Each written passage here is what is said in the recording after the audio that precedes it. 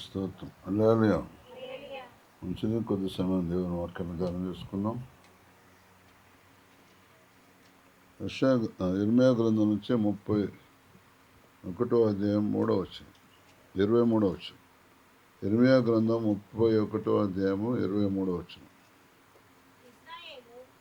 ఇశ్రాయేలు దేవుడును సైన్యములకు అధిపతి యెహోవా ఇలాగ సెలవిస్తున్నాడు, చెరలో నుండి నేను వారిని తిరిగి రప్పించిన తర్వాత యూదా దేశంలోను దాని పట్టణములోను జనులు నీతిక్షేత్రమా, ప్రతిష్ఠిత పర్వతమా, యెహోవాను నేను ఆశ్రయించుగాను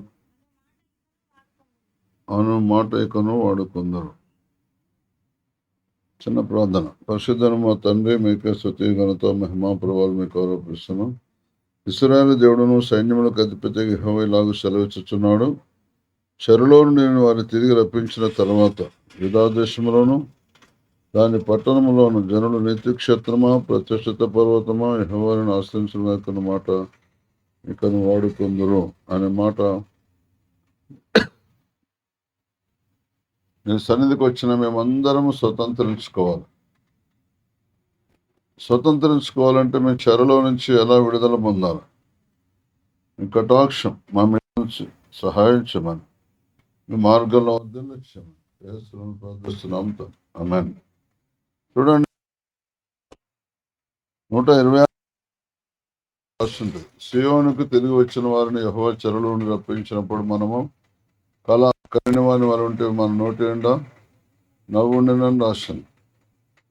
మనము దేవుని దగ్గరకు వస్తున్నామంటే ఒక విధంగా చెప్పాలంటే జైల్లో నుంచి బయటపడుతున్నామని అర్థం. చెప్పండి, దేవుని దగ్గరకు వస్తున్నామంటే అర్థం ఏంటంటే జైల్లో నుంచి బయటపడుతున్నామని అర్థం.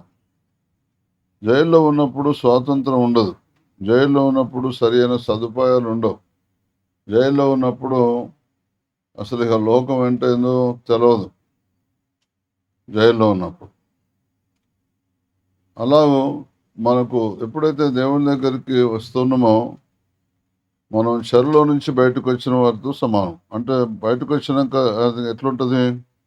ఒక పంజరంలో ఒక పిట్టను కొన్ని సంవత్సరాలు సాది దాన్ని విడిచిపెడితే అంత హాయిగా అనిపిస్తుంది. అట్లా ఉండాలి మనం దేవుని నమ్మితే. కానీ అలా ఉండటం లేదు. కారణాలు కూడా ఉన్నాయి ఎందుకు, దానికి కారణం. మనం ఎప్పుడైతే దేవుని నమ్ముతున్నామో దేవుని దగ్గర ఒక క్రమం ఉన్నది. అందుకొరకు అక్రమం చేయవాళ్ళారా మీరెవరు నా యొద్ద నుండి తొలగిపోండి అన్నాడు. ఏంటి క్రమం, ఏంటి అక్రమం? క్రైస్తవ సమాజంలో మరెవరైనా దేవుణ్ణి అడిగి తెలుసుకున్నారో లేదో నాకు తెలియదు, కానీ నేనైతే అడిగి తెలుసుకున్నా. దేవా, క్రమం అంటే ఏంటి, అక్రమం అంటే ఏంటి? క్రమం అంటే జాగ్రత్తగా వినండి. ఒకడు నీటి మూలముగాను ఆత్మ మూలముగాను జన్మించాలి. నీటి మూలంగా ఆత్మ మూలంగా జన్మించితే సరిపోదు. నీటి మూలంగా ఆత్మ మూలముగా జన్మించిన వాడు రోజు ఆత్మానుసారంగా నడవాలి. ఆత్మ ఎటు తీసుకెళ్తే అటు వెళ్ళాలి. ఆత్మ ఏ పని చెప్తే ఆ పని చేయాలి. అక్కడ రాసినది యోహాను సువార్తలో 3వ అధ్యాయం 8వ వచనంలో, గాలి తనకు ఇష్టమైన చోటును విసురును, నువ్వు దాని శబ్దం విందువే కానీ అది ఎక్కడి నుంచి వచ్చినా ఎక్కడికి వెళ్ళిన ఎవరికి తెలియదు. ఆత్మ మూలముగా జన్మించిన ప్రతి వాడు అలాగే ఉన్నాడు. నేను యేసుప్రభు నమ్మి బాప్తిసం తీసుకున్న వాళ్ళందరూ కూడా మరి అక్కడ 2 రకాలుగా జన్మించాలి అని యేసుప్రభు యొక్క ఉపదేశంలో చెప్తున్నది.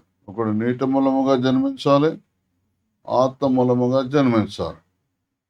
నీటి మూలంగా జన్మించడం అంటే బాప్తిసం తీసుకొని మనం పాపాలు కడిగి వేసుకోవటం. నీటి మూలంగా జన్మించిన వాళ్ళు నీతిగా నడుచుకోవాలి. నీటి మూలంగా జన్మించిన వాళ్ళు నీతిగా నడుచుకోవాలి. ఆత్మ మూలముగా జన్మించిన వారు ఆత్మానుసారంగా నడుచుకోవాలి.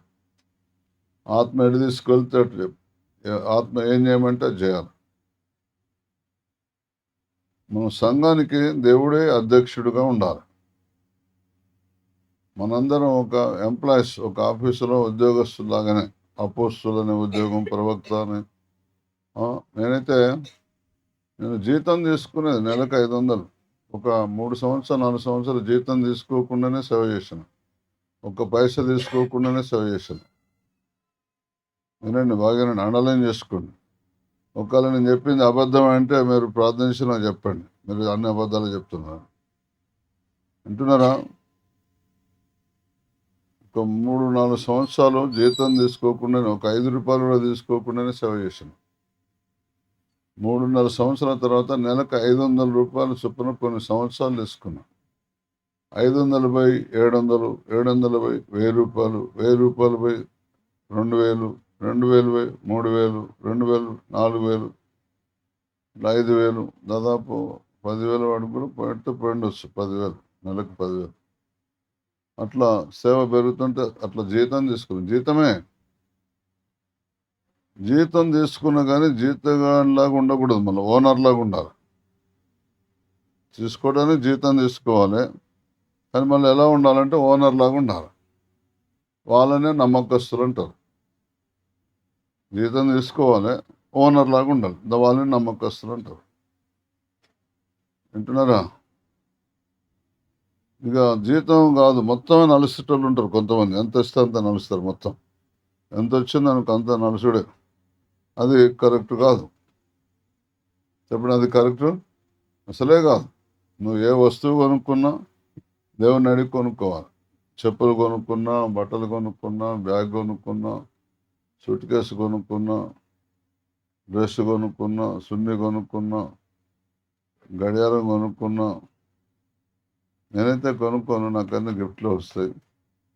ఆ గిఫ్ట్లు వచ్చిందానికి ఎదురు చూస్తా. ఒకవేళ మీరు పొరపాటున కొనుక్కునే ఉంటే దేవుని అడిగి కొనాలి. ఇష్టం వచ్చినట్టు చేస్తే కుదరదు. వింటున్నారా? మా బంధువురాలు ఒక అమ్మాయి ఉన్నది, ఉద్యోగం చేస్తుంది. మొత్తం ఉద్యోగం అంతా తీసుకొచ్చి అత్తగారి చేతిలో పెడుతుంది. ఆమె రావటానికి పోవటానికి బస్సు ఛార్జీలు ఇస్తుంది అంతే. వింటున్నారా? వింటున్నారా అంటే కూడా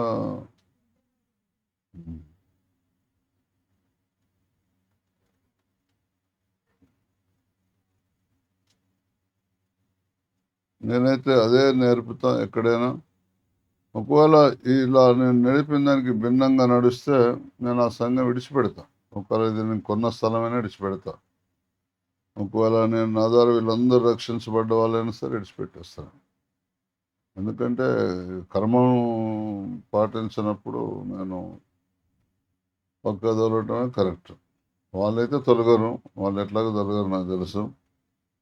నేనే తొలగిపోతాను, వాళ్ళైతే తొలగరు, నేనే తొలగిపోతాను. అది దేవుని క్రమం, దేవుని పద్ధతి. అంటున్నారా? మరి మీరు ఎట్లా చేస్తారో నాకు తెలియదు సార్. అంటే మంద మీద మీరే అధికారులు, మీరే ప్రభువులు అయినట్టుండ. పేతురు భక్తుడు అంటాడు, మందకు మాదిరిగా ఉండాలి మనం ప్రభువులాగా ఉండకూడదు, అధికారులాగా ఉండకూడదు.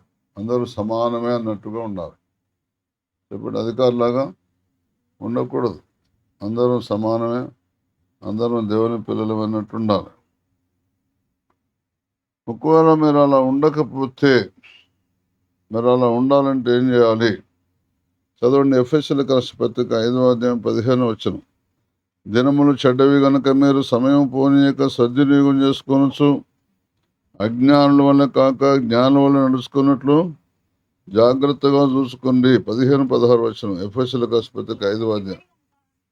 దినములు చెడ్డవి గనుక మీరు సమయమును పోనీయక సద్వినియోగం చేసుకోవచ్చు, అజ్ఞానుల వల్ల కాక జ్ఞానుల వల్ల నడుచుకున్నట్లు జాగ్రత్తగా చూసుకునుడి. దినాలు చాలా భయంకరంగా ఉన్నాయి, ఆఖరి దినాలు. సైతాను ఎవరిని మింగుదనాన్ని గర్జించే సింహంలో తిరుగుతున్నాడు. మనం సమయాన్ని పోనీయొద్దు, సద్వినియోగం చేసుకోవాలి. ఏదో ఒక పని చేయాలి, దేవుని పని. పని చేసేటోళ్ళకి ఎక్కడైనా పని ఉంటుంది, పని చేయని వాళ్ళకి ఎవరు పని కూడా చెప్పరు. ఇప్పుడు పని చేయని వాళ్ళకు ఎవరు పని కూడా చెప్పరు. కానీ నీకు ఆసక్తి, అత్యాసక్తి ఉంటే మాత్రం దేవుడు ఖచ్చితంగా కళల ద్వారా, దర్శనం ద్వారా, ప్రవచనం ద్వారా, ప్రత్యక్ష ద్వారా లేదా వాళ్ళే వచ్చి అయ్యా మాకు రండి అని. తెలుసా, మాసిదోని దేశస్థుడు ఒకడు కలలో కనబడి అయ్యా మా దగ్గరకు వచ్చి మాకు సహాయం చేయండి అని అడిగాడు. ఎవరిని? పౌలు భక్తుని. అప్పుడు దేవుడు మమ్మల్ని మాసిదోనియకు దేవుడు సేవకు పిలిచాడని మేము గ్రహించి మేము ఆసియా పోతామంటే వద్దన్నాడు దేవుడు. గలితీయ పృగెల మీదుగా బితూనియకు వెళ్ళాలంటే వద్దన్నాడు దేవుడు. రాత్రిపూట కలలో ఒక వ్యక్తి వచ్చి మాసిదోనియకు రమ్మని అడిగినప్పుడు మేము అది దేవుడు మమ్మల్ని మాసిదోనియకు సేవకు పిలిచాడు నమ్మి మాసిదోనియకు బయలుదేరితమే అని అపోస్తలుల కార్యం 16వ అధ్యాయంలో 5, 6, 7, 8 వచనాల్లో రాసి ఉంటుంది. కనుక దయచేసి చదువుకోండి, జాగ్రత్తగా వినండి వాక్యాన్ని.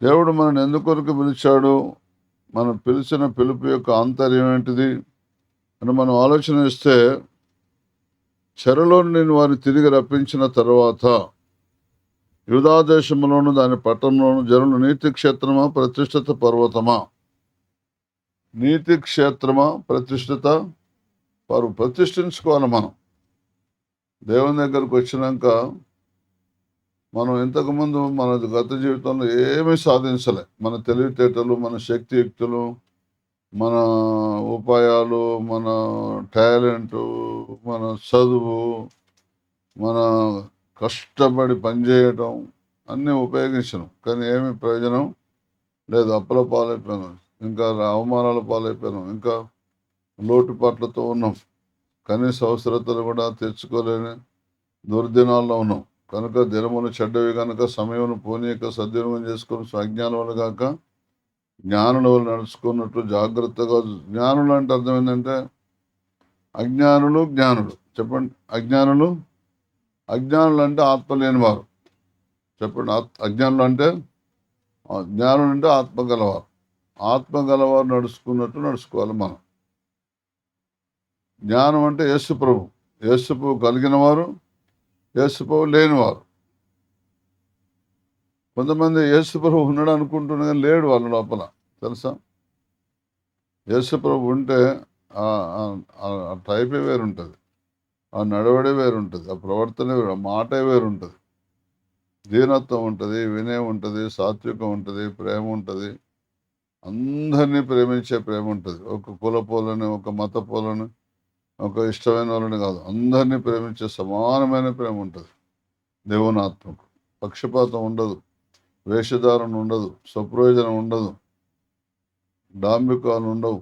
దేవుని ఆత్మకు గొప్పతనాలు ఉండవు. వింటున్నారా? ఈ లక్షణాలన్నీ ఉండాలి మన లోపల. ఉంటేనే దేవుని ఆత్మ ఉన్నట్టు, లేకపోతే దేవుని ఆత్మ లేనట్టే. కోపం ఉంటే లేదు, ద్వేషం ఉంటే లేదు, అసూయ ఉంటే లేదు, దురాశలు ఉంటే లేదు, శరీర కార్యాలు ఉంటే లేవు, నేత్రాశలు ఉంటే ఉండదు, జీవపు డంబాలు ఉంటే ఉండదు, ధనాపేక్ష ఉంటే ఉండదు. సొంత బుద్ధితో ఏ పని చేసినా దేవుని ఆత్మ మనలో ఉండదు. సొంత బుద్ధితో ఏది చేయకూడదు. నేను స్వకీయ మహిమ కొరకు ఏ పని చేసినా దేవుని ఆత్మ ఉండదు. ఇప్పుడు మీరు భార్య భర్తలు ఎవరైనా ఇష్టం లేని పని అనగానే ఉత్తానం ముఖం మాడుస్తారు కదా, సేమ్ దేవుడు కూడా అంతే. ఇంకా మీరు ముఖం మాడుస్తారు, దేవుడు మాయమైపోతాడు. అట్లా దేవుడు మాయమవుతాడు, మీ లోపల ఉన్నాడు అనమాట. మీరు ముఖం మాడుస్తారు, దేవుడు ఎంబటే అక్కడి నుంచి మాయమైపోతాడు, లోపల నుంచి బయటికి వెళ్ళిపోతాడు. ఈ మనిషి ఎంత ఉన్న వాక్యం ఎంత చెప్పినా అంతే అన్నట్టు బయటికి వెళ్ళిపోతాడు. బయటికి వెళ్ళి పక్కనే ఉంటాడు, మళ్ళీ ఎటుబడు. నీ శకలన్నీ చూస్తూ ఉంటాడు, నీ కథలన్నీ చూస్తూ ఉంటాడు, బాధపడతాడు, దుఃఖపడతాడు, ఏడుస్తాడు బాగా. ఇప్పుడు మీ పిల్లలు ఎంత చెప్పినా వినకపోతే ఏడుస్తారు కదా. కొట్టి కొట్టి నా చేతులు కాయలు కాసినంటారు కొంతమంది, తెలుసా మీకు? కొంతమంది తండ్రులు వీళ్ళు కొట్టిన చేతులు కాయలు కాసి నాకే దెబ్బ తగులుతుంది అంటారు కొంతమంది, తెలుసా? కానీ వాళ్ళు మారరు అసలు. మనం కూడా ఎన్ని దెబ్బలు కొట్టినా దేవుడు మారం మనం. ఎన్ని దెబ్బలు కొట్టినా రోజు కొడుతూ ఉంటాడు, మీకు తెలిసే తెలియదు.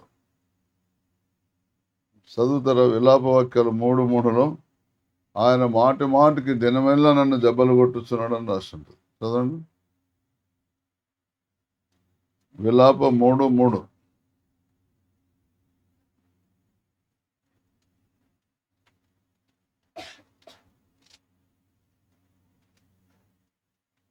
విలాప ఎక్కడ ఉంటుంది? ఇర్మియా తరం. ఇర్మియా ఎక్కడ ఉంటుంది? యెషయా తరం. యెషయా ఎక్కడ ఉంటుంది? చెప్పాలి కానీ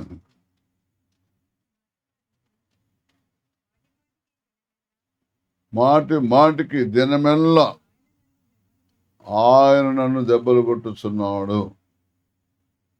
మాటి మాటికి దినమెల్లా ఆయనను. అందుకొరకే మీరు సమయమును పోనీయక సద్వినియోగం చేసుకుని అజ్ఞానం వల్ల కాక జ్ఞానం వల్ల నడుచుకున్నట్టు జాగ్రత్తగా చూసుకుని అంటాడు. అజ్ఞానం అంటే ఆత్మ లేని వారిలాగా నడవకండి, ఆత్మ ఉన్నవారిలాగా నడవండి. మీరు రోజు ఇది అభ్యాసం చేసుకుంటే అలవాటు అవుతుంది.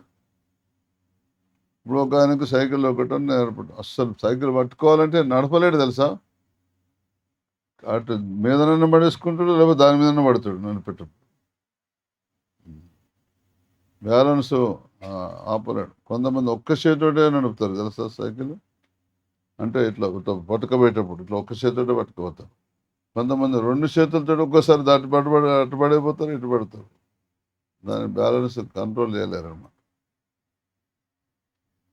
అదే బాగా అట్లా చేస్తుంటే మీరు రోజు ప్రార్థనలో, దేవుని ధ్యానంలో, ఆ దేవుని సమయం గడుపుతుంటే ఆటోమేటిక్గా అలవాటు అయిపోతుంది. అసలు ఏదైనా మీకు ఎవరికైనా పుట్టంగానే అన్నం వండొస్తుందా, కూర వండొస్తుందా, ఛాయ్ చేస్తుందా, అన్నీ ఏమైనా పనులు చేస్తా, ఏం పనులు అమ్మ చేస్తా అంటే చూస్తూ ఉంటాం, ఇంట్లో చేస్తూ ఉంటే చూస్తూ ఉంటాం. అట్లనే చిన్న పిల్లలు కూడా చిన్న పొరక చేసి ఉడుతూ ఉంటారు, చిన్న దస్తీకి సబ్బు పెట్టి ఉతుకుతూ ఉంటారు, చిన్న గిన్నెలు తోముతూ ఉంటారు, గిన్నెల సెట్టు అన్నం వండినట్టు యాక్షన్ చేస్తూ ఉంటారు. దాంట్లో అట్లా చెట్టు నేర్చుకుంటూ ఉంటారు. నేర్చుకుంటే పర్ఫెక్ట్గా అయిపోతారు. నేను మా సంఘంలో, మా చర్చిలో నిన్న మొన్న అమ్మగారు వచ్చింది 5-6 సంవత్సరాల నుంచి. కానీ అంతకుముందు యవనస్తుల పిల్లలు నాకు వంట ఉండేవారు, కూర ఉండేవారు. ఎప్పుడు కోప్పడేవారు. ఎందుకంటే కూర మంచిగా రుచి ఉండాలని 2 కూరల్లో 3 కూరల్లో వేసేంత నూనె వేస్తారు అనమాట. మీరు 2 కూరలకు 3 కూరలకు ఎంత నూనె వేస్తారు, ఒక కూరకి అంత వేస్తారు. నేను బాగా కోప్పడేవాను. కూర నూనె వేస్తే రుచి ఉంటుందా? ఏ టైంలో ఏది ఎంత వేయాలనో, ఎంత దాన్ని వేపాలనో అంత చెప్తే రుచి ఉంటుంది. కానీ నూనె ఎక్కువ వేస్తే రుచి ఉంటుందా? చెప్పాను. కొంతమంది అయితే ఇట్లా పళ్ళెంలో కూర వేస్తే ఇట్లా మనం పళ్ళెం ఇట్లా పైకి లేపితే మొత్తం కిందికి చెంచాడు నూనె, 2 చెంచాల నూనె ఇస్తాడు.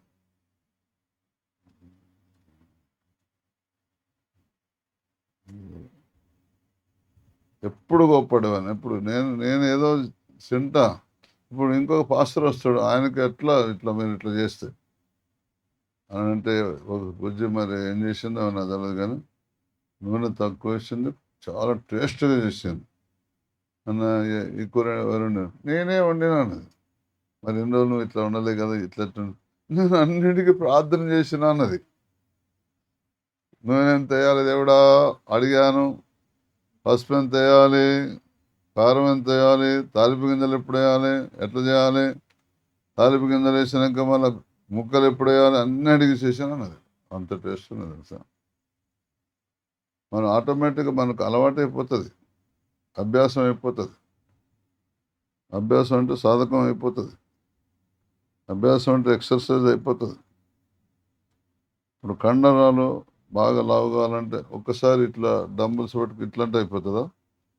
ఒక టైం ప్రకారం రోజుకి ఎన్నిసార్లు అనాలి. ఇలా 5 సార్లు అయితే రేపు 10, రేపు 12, రేపు 10, ఇట్లా 20, 30, 40, 50 ఇట్లా రోజుకు పెంచుకుంటూ పోవాలి. ఇవాళ మీరు 10 నిమిషాలు అనుకున్నాం, రేపు 12 నిమిషాలు, ఎల్లుండి 15 నిమిషాలు, తర్వాత 20 నిమిషాలు, అట్లా పెంచుకుంటూ పోవాలి. అట్లా కనుక మీరు చేస్తే ఆటోమేటిక్గా ఇవాళ ఒకటే అధ్యాయం చదివాను, రేపు 2 అధ్యాయాలు చదవాలి. అట్లా కనుక చేసుకుంటూ పోతే అసలు అన్ని పనుల కంటే ఇదే కరెక్ట్ అనమాట. ఇదే కరెక్ట్. నేనైతే ఇదే చేసిన, నేనైతే ఇదే పని చేసిన.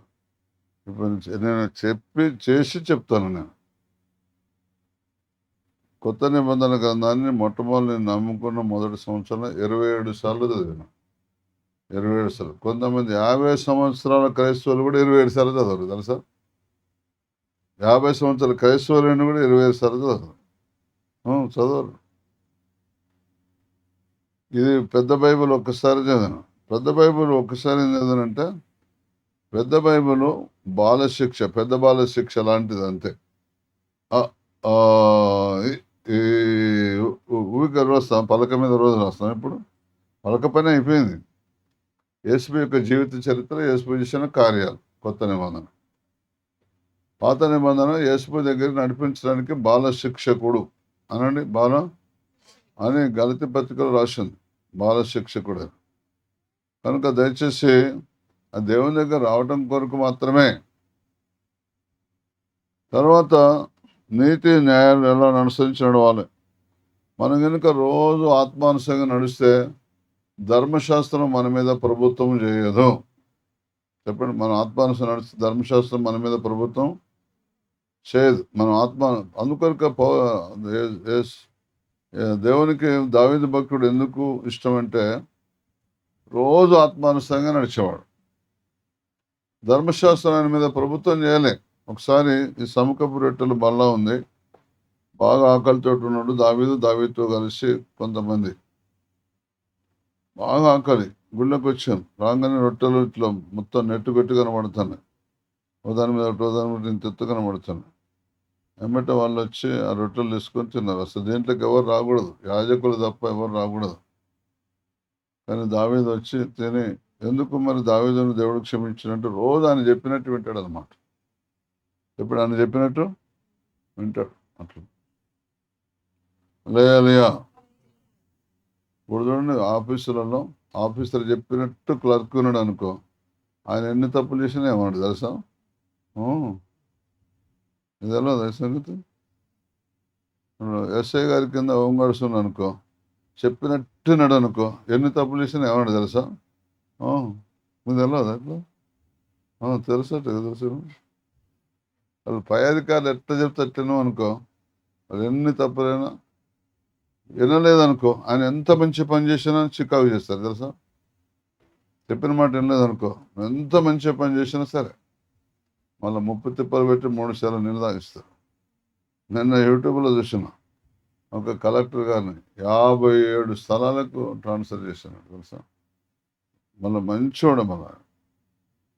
అంటే పై అధికారులు చెప్పినట్టు వినలేదు, ఎమ్మెల్యే చెప్పినట్టు వినలే, ఎంపీ చెప్పినట్టు వినలే. ఎవరు? కలెక్టర్. ఇద్దరు కలిసి ట్రాన్స్ఫర్ చేశాను. అక్కడ ఏం లేదు, మళ్ళీ అక్కడి నుంచి ట్రాన్స్ఫర్, అక్కడ ఏం లేదు, అక్కడ ఇట్లా అనమాట. సంవత్సరానికి 6 నెలలకు సంవత్సరానికి ట్రాన్స్ఫరే. 6 నెలలకు సంవత్సరం ట్రాన్స్ఫరే. మన ప్రభుత్వాలు ఏం ప్రభుత్వాలు అనుకున్నావు? మామూలు ప్రభుత్వాలు అనుకున్నావా? ప్రపంచంలో రికార్డు భారతదేశం నుంచి. వింటున్నారా? జాగ్రత్తగా వినండి. అందుకొరకు ఆ ప్రభుత్వంలో మనం ఆశ పెట్టుకోవద్దు. ఈ ప్రభుత్వంలోకి రండి, యేసు ప్రభుత్వంలోకి రండి. అక్కడ చేసండి, ఇక్కడ చేయకండి. ఈ పద్ధతి వేరే. ఈజీగా బాగుపడచ్చు. అక్కడ నువ్వు సచ్చిన దానికి కూడా నీకు ఉద్యోగం రాదు. ఇక్కడ 3 రోజులకి ఉద్యోగం వస్తుంది తెలుసా?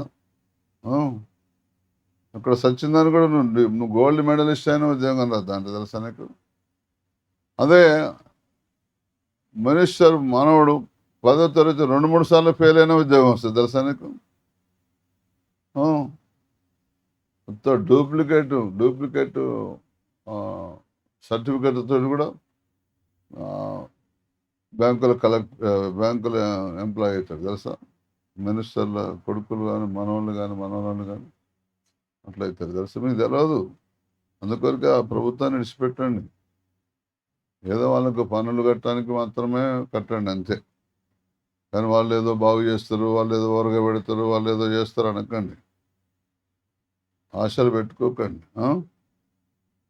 అబద్ధాలు ఆడటంలో వాళ్ళు ఆరితేరిండ్రు. చెప్పండి, అబద్ధాలు ఆడటంలో ఓట్లు వేసేంత వరకు తిరిగి కొంతమంది చూసిన ఒక అమ్మాయిని ప్రేమించేదానికి ఒక తిరిగి, ప్రేమించడానికి ఒక తిరిగి, పెళ్లి చేసినాక ఒక తిరిగి ఉంటుంది తెలుసా మీకు? తర్వాత మీకు పెళ్ళైన వాళ్ళు ఎవరు లేరు ఇక్కడ? పెళ్ళైన దానికి ఒక తిరిగి ప్రేమిస్తాడు, పెళ్ళైనాక ఒక తిరిగి. తెలియదా మీకు? తెలియదా? అంటే మీరు ఓపిక పట్టుతున్నారు, చెప్పటం లేదు కాదు.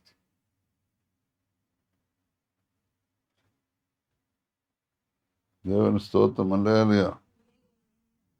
దినములు చెడ్డవి గనుక మీరు సమయమును పోనీయక సద్వినియోగం చేసుకుని అజ్ఞానుల కాక జ్ఞానుల నడుచుకున్నట్లు జాగ్రత్తగా చూసుకోండి. నేను నా జీవితం సగం అయిపోయాక దేవుని దగ్గరికి వచ్చిన 36 సంవత్సరాలు. నరుని ఆయుష్ 70 సంవత్సరాలే. 36 అంటే ఇంకొక సంవత్సరం పెరిగిపోయింది. 36 సంవత్సరాలు వచ్చిన. నేను అనుకున్న దేవుని నమ్మినాక అబ్బా ఈ పుస్తకం 10 సంవత్సరాల ముందే దొరుకు కదా, ఎంత బాగుండేది అసలు. ఒకవేళ ఈ పుస్తకమే నాకు 10 సంవత్సరాల ముందే దొరికింది అనుకో, అసలు మామూలు ఉండకపోదు. నేను హైదరాబాద్లో 79 నుంచి 84, 85 వరకు ఉన్నా. హైదరాబాద్ చుట్టుపట్టు మియాపూరు, కుట్టుకడిపల్లి ఉందా, 5,000 ఎకరం.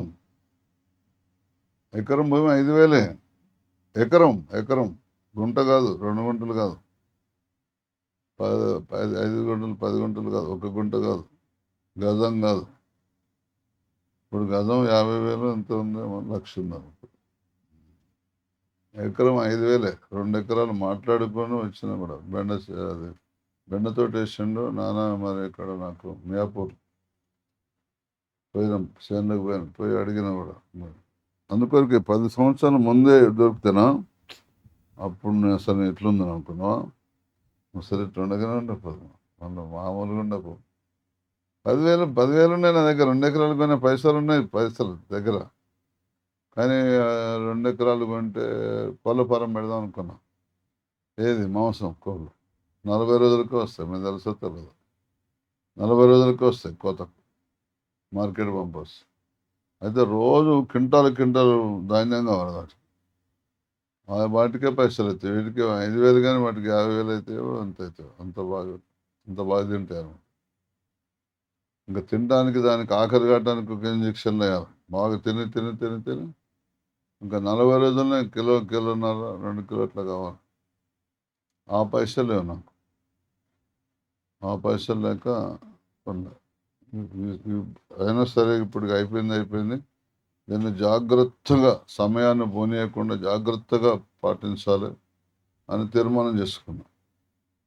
నాకు 3 నెలల్లోనే మందిరానికి వచ్చినాక పరలోకమైంది, భూలోకమైంది, పాతాల్లోకమైంది, మానవులు ఎవరు, చెట్టు ఏంది, పుట్టేంది, రాయింది, రప్పైంది, ఆ దేవుడేంది, ఈ దేవుడేంది, అసలు దేవుడేంది మొత్తం అర్థమైపోయినాయి 3 నెలల్లోనే. కొంతమంది 30 ఏళ్ళు గుడికి పోయినా అర్థం కాదు కదా, 50 ఏళ్ళు సచ్చిందానికి కూడా అర్థం కాదు. అవునా అంటే ఒక క్లాస్ రూమ్లో 100కి 100% మార్కులు వచ్చేటోళ్ళు ఉంటారు, 0కి 0 వచ్చేటోళ్ళు ఉంటారు. అవునా? మరి సార్ తప్పే ఉన్నది, అందరికీ ఒక తెలియని చెప్పిండు. ఎందుకట్లా మరి? వీళ్ళు మనసు ఇచ్చిండ్రు, ధ్యానం ఇచ్చిండ్రు. వాళ్ళు తెల్లదానక పొద్దునక పుస్తకం పురుగులాగా దీని బట్టి పడ్డారు. వాళ్ళు బజారం బట్టి పడతారు. వాళ్ళు 0 మార్కులు వచ్చిన వాళ్ళు వేరే దానం బట్టి పడితే అట్లయితారు. దీనం బట్టి పడితే ఇట్లా. మీరు కూడా ఇప్పుడు దీనం బట్టి పడండి, బయటపడతారు. మీ బాధలన్నిటి నుంచి పడి ఏ రోగం, ఏ నొప్పి, ఏ సిక్కు, ఏ పగోడు ఇగోడు ఏం చెప్పకండి. మీరు అవన్నీ సాకులు చెప్పకండి, కరెక్ట్ కాదు.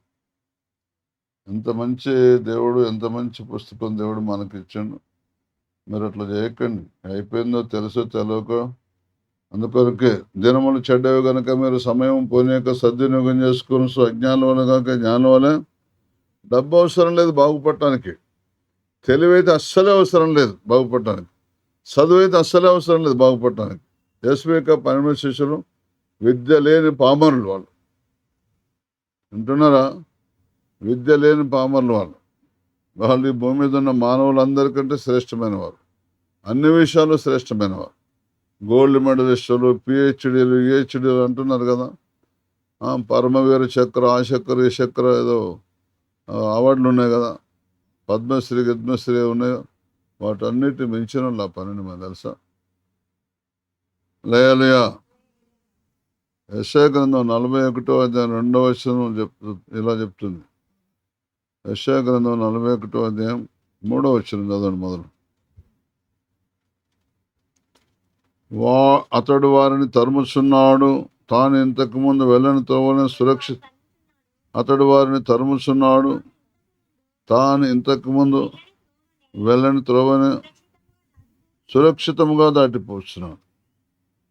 బాగేనండి. మీరు సమయాన్ని పోనీయకండి, సద్వినియోగం చేసుకోండి. అజ్ఞానంలో నడవకండి, జ్ఞానంలో నడవండి. అజ్ఞానులు జ్ఞానులు అంటారు ఏంటంటే, తన ప్రవర్తన అంతట్లో నీతిని జరిగించేవారు జ్ఞానులు. చెప్పండి, తన ప్రవర్తన అంతట్లో నీతిని జరిగించేవారు జ్ఞానులు. అజ్ఞానులు ఎవరయ్యా అంటే, చదువుతారా? సామెతలు 14:8 చదవండి. అజ్ఞానులు ఎవరు, జ్ఞానులు ఎవరు? 14:8. తన ప్రవర్తనని కనిపెట్టినట వివేకుల జ్ఞానమునకు లక్షణము, మోసకృత్యములే భక్తులను కనబరచు మూఢత. జ్ఞానం అంటే ఏం తెలుసా? మన ప్రవర్తన మనమే కనిపెట్టుకోవాలి, అదే జ్ఞానం అంటే. తన ప్రవర్తన కనిపెట్టినట వివేకుల జ్ఞానమునకు వివేకులు అనుకుంటున్నాం మేము. రాయి ముఖం, రప్ప ముఖం, చెట్టు ముఖం, పుట్ట ముఖం, మోటి పెట్టం, ఏదో రకరకాలుగా అన్ని త్యాగం చేసిన ఉంటున్నాం కదా మనం. కానీ నువ్వు గనక వివేకంతో జ్ఞానంతో నడవకపోతే నేను నువ్వే మోసం చేసుకుంటున్నావు. రోజు దేవుని ఆలోచన ప్రకారం నడవకపోతే నిన్ను నువ్వే మోసం చేసుకుంటున్నావు. మీరు దేవుని ఆలోచన ప్రకారం నడవండి, ఉత్తగానే బాగుపడతారు, ఉత్తగానే స్వస్థత పొందుతారు, ఉత్తగానే శత్రువులను దూరం చేసుకుంటారు, విరోధులను దూరం చేసుకుంటారు, భగవాన్ చూసుకుని మంత్రగాడు మీరు జోలికే రాడు అసలు. ఎవరైనా క్రైస్తవులు ఏమంటే ఎవరైనా మంత్రగాడు పడ్డంటే వాళ్ళు దేవుని పని చేయరు కాబట్టి పడుతున్నారు అంతే. వింటున్నారా? దేవుని పని మీరు చేయరు కాబట్టి పడతారు. దేవుని పని చేసే వాళ్ళ దగ్గరికి వస్తాడు వాడు అస్సలే రాడు. వాడు ముట్టడం వాళ్ళ అసాధ్యం, జరగని పని అన్నమాట. కనుక అందుకొరకు అజ్ఞానంలా కాకుండా జ్ఞానంలో నడుచుకుంటూ జాగ్రత్తగా చూసుకోమంటాడు. నువ్వు దేవుని ఆత్మచేత నడుస్తుంటే 103వ కీర్తనలో 6వ వచనంలో ఇలా రాసి ఉంటుంది, యెహోవా నీతి క్రియలను జరిగించచ్చు బాధింపబడే వారందరికీ న్యాయం తీర్చునని రాసింది. నువ్వు దేవుని నీతి క్రియలు జరిగించు, దేవుడు నీకు న్యాయం తీరుస్తాడు. దేవుడి నీతి క్రియలు జరిగించుకుంటూ బాధలు పడితే దేవుడు బయటికి తీసుకొస్తాడు. నీ సొంత నీతి క్రియలు సైతాన్ చెప్పినట్టు అనుకుంటా నా బాధలు తీసేది ఎవడా, నా బాధలు తీసేది ఎవడా అను ఎన్ని రోజులన్నా మనకేం కుదరదు. ముందు దేవుని పని చేయి, దేవుడు నువ్వు అడగకుండా తెలిసేస్తాడు దేవుడు. కనుక మేము దేవుని పని చేయాలి.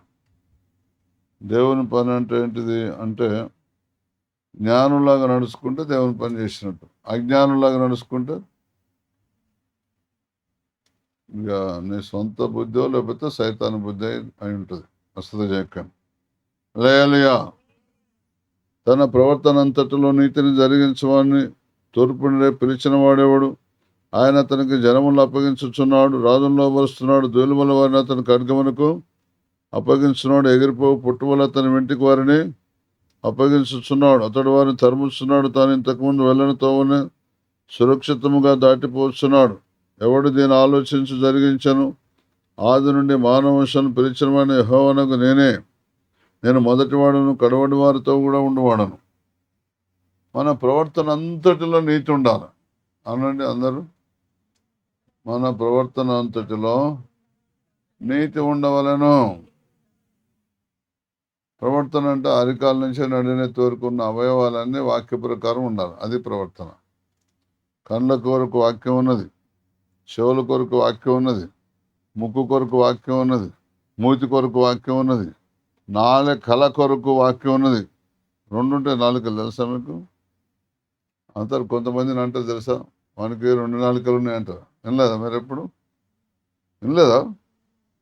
కొంతమంది సాయంత్రం నుంచి బావా అని ముచ్చట పెట్టాను, ఇగో నువ్వు పొద్దున్న రావయ్యా, ఇప్పుడు మాట్లాడుకు, నువ్వు ఇప్పుడు మాట ఒక తీరు ఉంటుంది, పొద్దున మాట ఒక తీరు ఉంటుంది. సాయంత్రం మందు కొట్టి వస్తాడు, మందు వచ్చిన మాట వేరు ఉంటుంది, మళ్ళీ పొద్దున మాట వేరు ఉంటుంది. పొద్దున మాట్లాడుకుందాంప, పొద్దున రాప జోరుగా ఉంటుంది అనమాట. మందు కొట్టి వస్తాడు. ఎప్పుడు వినలేదు ఎవరైనా అనగా వినలేదా? పొద్దున మాట్లాడుకుందాం పో అనగా వినలేదా? పొద్దునైంది ఇప్పుడే మాట్లాడుకుందాం. ఇప్పుడు చేస్తారు మొత్తం ఉద్యోగంగా ఉన్నాడు అనమాట. ఇప్పుడో తిరిగి ఉంటుంది, మళ్ళీ పొద్దున తిరిగి ఉంటుంది. 2 నాలుకలు ఉంటాయి మనకు. అందుకొరకు ఏకదృష్టి ఉండాలి, ఏకభావం ఉండాలి, ఏకతాత్పర్యం ఉండాలి. మన దేవుని ఒకే మాట ఉండాలి. అది నేర్చుకోవాలి దేవుని దగ్గర. నేర్చుకుంటే మాత్రం బయటపడతాం. ప్రవర్తన అంతట్లో నీతి ఉండాలి. నీ అవయవాలు దేవునికి భయపడాలి. కళ్ళు, చెవులు, ముక్కు, నోరు, వీరు అన్నీ. 39వ కీర్తన 1వ వచనం, నా నాలుకతో నేను పాపము చేయకున్నట్లు నా మార్గమును జాగ్రత్తగా చూసుకుందని రాస్తుంటాడు. భక్తిలో నా ఎదుటినప్పుడు నా నోటికి చిక్క ఉంచుకుందని అంటాడు. తర్వాత సామెతల గ్రంథం 17:4 ఏం చెప్తున్నది? చెడు నడవడి గలవాడు దోషపు మాటలు వినను, నాలుక హానికరమైన మాటలు పలుకుచుండగా అబద్ధికుడు. చూసినా, చెడు నడవడి గలవాడు దోషం మాటలు వింటాడు, నాలుక హానికరమైన మాట పలుకుచుండగా అబద్ధికుడు. అట్లా మనం దోషం మాటలు చెవులారు వినకూడదు. ఇప్పుడు ఏ మాటలు? ఆ చెవులు చేసే పాపం. ఒక ముసలమ్మ, చాలా మంచి ముసలమ్మ, ఈ ఇంటి పక్క వచ్చి అత్త గురించి చెప్తుంది, ఆ ఇంటి పక్క వచ్చి కోడల గురించి చెప్తుంది, ఆ ఇంటి పక్క వచ్చి ముసలని గురించి చెప్తుంది, ఆ ఇంటి పక్క నుంచి అల్లుని గురించి చెప్తుంది. అన్నిటికీ పడుతుంది. అమ్మ గురించి మాటలు నాకు చెప్పకు, నేను ఎవరన్నా అనాలి కదా, అనదు. మనసు ఎక్కిచ్చాను దేవుడు. నేను ఇట్లనే మీ దగ్గరికి వచ్చినట్టే వచ్చాను. వస్తే అయ్యగారు, ఆ అమ్మ ఎంత మంచిదో మీకు తెలుసు కదా అన్న, ఏమి ఎంతమంది వెళ్ళి ప్రార్థన చేసినా అస్సలు తగ్గట్టలే జ్వరం. కొద్దిగా నువ్వు మన బోధం పవన్ తీసుకోతామా నువ్వట, ఎవ్వరు వచ్చి ముచ్చట పెట్టిన కొడతావట అంటే, అవును నిజమే అన్నది. అదే నేను మనసు ఎక్కిచ్చింది, అదే ఎవరు ప్రార్థన చేసినా నేను రోగం ముట్టలేదు, మరి ఏం సంగతి అన్న.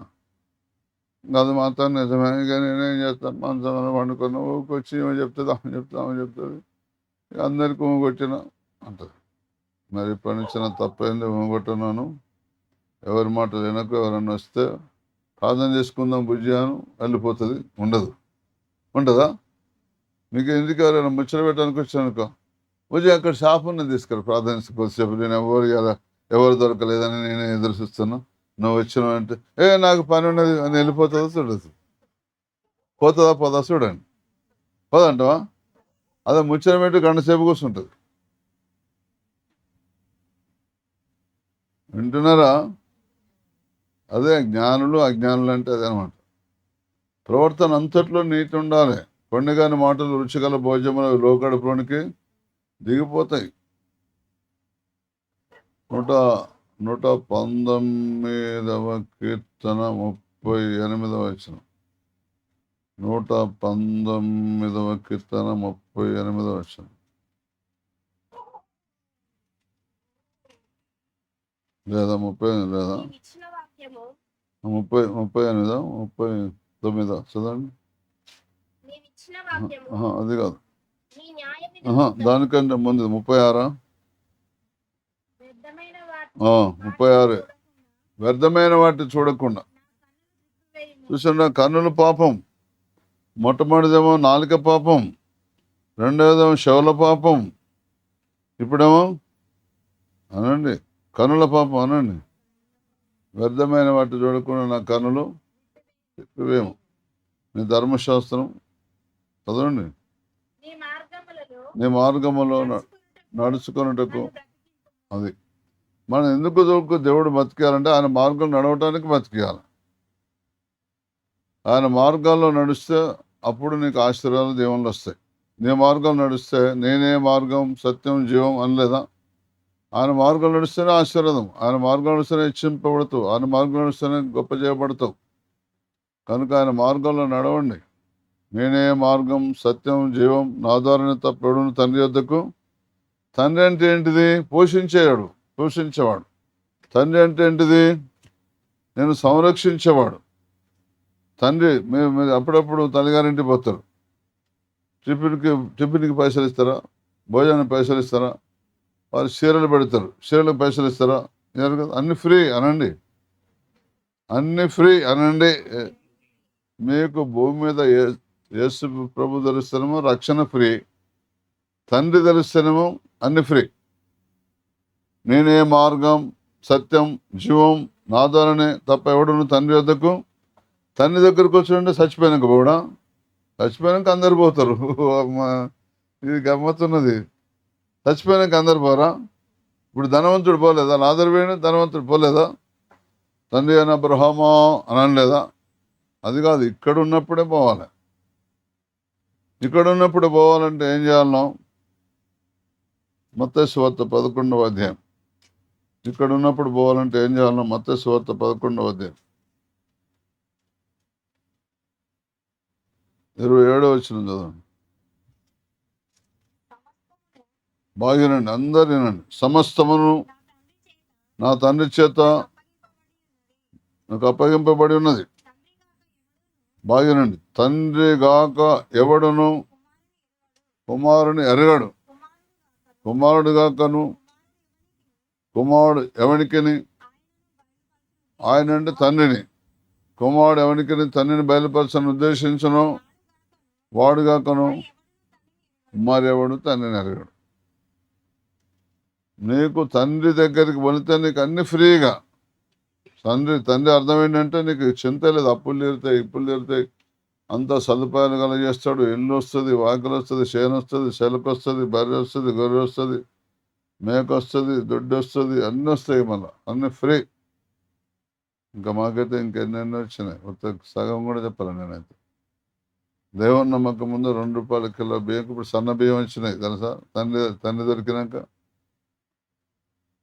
ఇప్పుడు సన్న బియ్యం ఇస్తారంటే కింటున్నారు. తండ్రి దగ్గరికి వస్తే అట్నే ఇచ్చింది మనకి. సమీపంగా ఉన్నారు. ఒక బియ్యం వచ్చి సరిపోద్దా? దాంట్లోకి ఎన్ని కావాలి? అన్ని ఇచ్చాడా? మళ్ళా అన్ని ఇచ్చాడా? బియ్యం సరిపాటు ఇయ్యాడుగా. మన అట్నే పైసలు కూడా ఏమన్నా అట్నే అన్నీ కలిపి ఒక 3 నెలలు 4 నెలలు కల్పించడా? ఇయ్యాడు. అసలు ఎగ్గొడతాడేమో, తెలియదు. అది కూడా తెలియదు.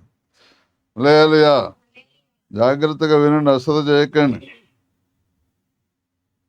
తండ్రిగా ఎవడును కుమారుని ఎరగడు, కుమారుడు ఎవరికి ఆయన బయలుపరచని ఉద్దేశించిన వాడుగాక మరెవరిని తండ్రిని. అంటే నువ్వు యేసుప్రభుకి ఇష్టంగా నడుచుకున్నావు అనుకోండి, ఇక తండ్రి అడ్రస్ చెప్పేస్తాను నీకు. అందుకొరకు యేసుప్రభు చెప్పినట్టు 2 రోజు నేనే మార్గం అంటే ఆయన మార్గం నడవండి మీరు. నేనే జీవం, ఎప్పుడు జీవం కలిగి ఉండండి. మళ్ళీ చచ్చిపోకండి ఒక మాటికి. చెప్పండి, మాటికి తాగకండి అనండి.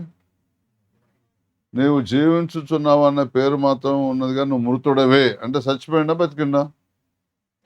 చచ్చిపోయాడు. నువ్వు జీవించుచున్నావు అన్న పేరు మాత్రం నువ్వు మృతుడవే అంటే చచ్చినట్ట బతికినట్ట? చచ్చిపోయినట్టే. చావటం అంటే అర్థమైంది, దేవునితో సంబంధం తెగిపోయిందని అర్థం. ఇప్పుడు ఆదాము వల్ల చెట్టు పండు తింటే చచ్చిపోతారు అన్నాడు ఒక పాస్టర్ నాతోటి. ఏం బైబిలే, చచ్చిపోతాను, సావలే కదా అన్నాడు. అంతే. నాకైతే చాలా దుఃఖం అనిపించింది. ఈయన ఎక్కడికి పోతాడో, నరకానికి గుంపంతడి తీసుకుపోతాడు అనుకున్నా. చచ్చిపోవటం యేసుపై ఎందుకు వచ్చాడు? నశించిన దాన్ని వెతికి రక్షించడానికి. పాపం వల్ల వచ్చే జీతం మరి మరణం. నువ్వు పాపం చేసినావంటే మరణమే నీకు జీతం. పాపం చేయకుండా ఎవరుంటారా గారు అనండి. అంటానికి ఏమైంది? అలకగా అనొచ్చు కదా. నేను చెప్తున్నా కదా, నువ్వు దేవుని పని చేస్తే నిన్ను పాపిగా భావించాడు దేవుడు. రోజు దేవుని పని చేయాలి. దేవుని పని ప్రార్థన సేవ చేయాలను, ఆరాధన సేవ చేయాలను, స్వార్థం సేవ చేయాలను, ఇతరులకు మేలు ఎంతసేపు చేయాలను. దళితులకు రాసి పత్రికలు 6వ అధ్యాయం 10వ వచనం రాసి ఉంటుంది.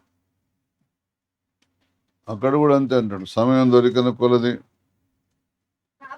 కాబట్టి మనకు సమయం దొరికిన కొలది అందరంటే అన్ని జనులు, అందరి ఎడలను విశేషముగా విశ్వాస గృహమునకు చేరిన వారి ఎడలను. విశ్వాస గృహం అంటే విశ్వాసం నుంచి సిఎస్ఏనో, బాప్టిస్టు, ఎబ్రనో, లూథరనో, బెదరనో, ఇండిపెండెంట్. విశ్వాస గృహం, చర్చ్ అంటే విశ్వాస గృహం. విశ్వాస గృహమునకు చేరిన వారి ఎడలను మేలు చేయాలి. అది సద్వినియోగం. అప్పుడు నువ్వు సమయాన్ని సద్వినియోగం చేసుకున్నట్టు. అందరికీ మేలు చేయాలి. మరి విశేషం ఇప్పుడు సమరయ స్త్రీ సూర్యఫేనిక వంశస్థురాలు కుమార్తె దయ్యం బట్టి ఏడుస్తుందట. యేసుప్రభు మేలు చేసిండా లేదా? చేసిండా లేదా? అట్లా అందరి ఎడల చేయాలి. మరి విశేషంగా విశ్వాస గృహమును చేరినవాడు చేయాలి. అప్పుడు తన ప్రవర్తన అంతట్లను నీతిని పాటించినట్టు. పాటిస్తే దేవుడు ఏం చేస్తాడో తెలుసా? నువ్వు నీతి పాటించినందుకు నీకు జనములను నీకు అప్పగిస్తాడు. రాజును లోపరుస్తాడు. ఎగిరిపోవు పొట్టువలే నువ్వింటికి అప్పగిస్తాడు. ధూళిలాగా అప్పగిస్తాడు ఖడ్గానికి. నువ్వు ఇంతకుముందు వెళ్ళని త్రోవనే సురక్షితంగా దాటిపోతావు. నువ్వు వారిని తరుముతూ ఉంటావు. రాజులు లోబడతారు, నీకు అధికారులు లోబడతారు. అక్కడ చదవండి, తన ప్రవర్తన అంతట్లో 2వ వచనం, 3వ వచనం, 4వ వచనం, యెషయా గ్రంథం 41వ అధ్యాయం. తన ప్రవర్తన అంతట్లో నీతిని జరిగించమని తూర్పుని రేపు పిలిచిన వాడు ఎవడు? ఆయన అతనికి జనముల్ని అప్పగిస్తున్నాడు, రాజులను లోబరుస్తున్నాడు. హల్లెలూయా. ఇంకా అంత మాత్రమే కాదు, అతను ఖడ్గమునకు వారిని అప్పగిస్తున్నాడు. ఎగిరిపో పొట్టువల అతను ఇంటికి వారిని అప్పగిస్తున్నాడు. అతడు వారిని తరుముతున్నాడు.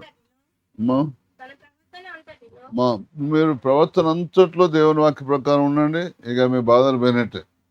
తన ప్రవర్తన అంతటిలో నీతి అంటే దేవుని ఆలోచన.